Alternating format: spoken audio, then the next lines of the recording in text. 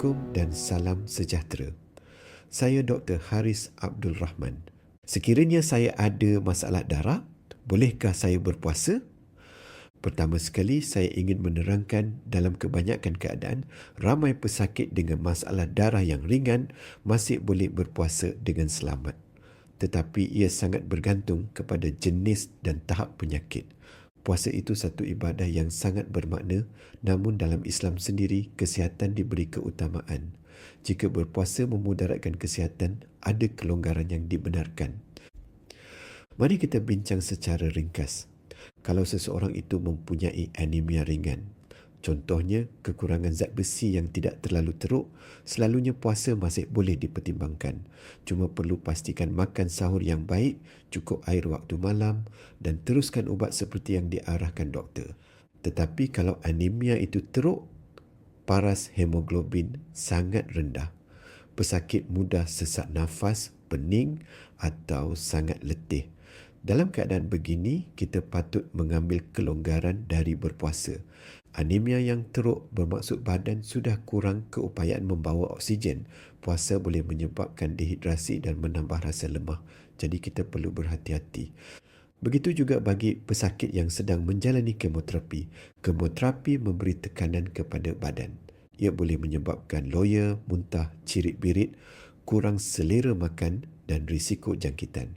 Dalam tempoh rawatan aktif, badan perlukan tenaga, nutrisi dan hidrasi yang konsisten. Dalam kebanyakan kes, saya akan nasihatkan pesakit yang sedang menjalani kemoterapi untuk tidak berpuasa dahulu.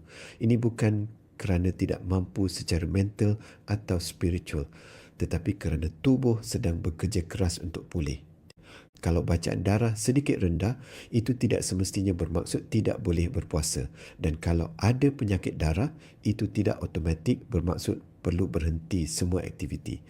Setiap keadaan berbeza, ada pesakit thalassemia minor yang boleh berpuasa tanpa masalah. Ada juga pesakit yang baru selesai rawatan dan sudah stabil yang boleh berpuasa dengan pemantauan. Yang penting adalah tahap penyakit, rawatan semasa dan keadaan fizikal anda ketika itu.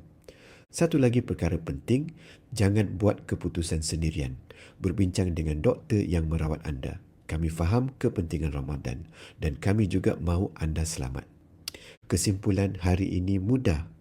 Puasa adalah ibadah yang mulia tetapi kesihatan adalah amanah.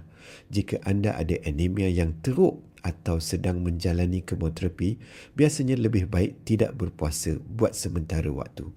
Ambil keputusan berdasarkan keadaan badan anda, bukan semata-mata pada keputusan darah di atas kertas. Jika ragu-ragu, berbincanglah dengan doktor anda. Jangan segan bertanya.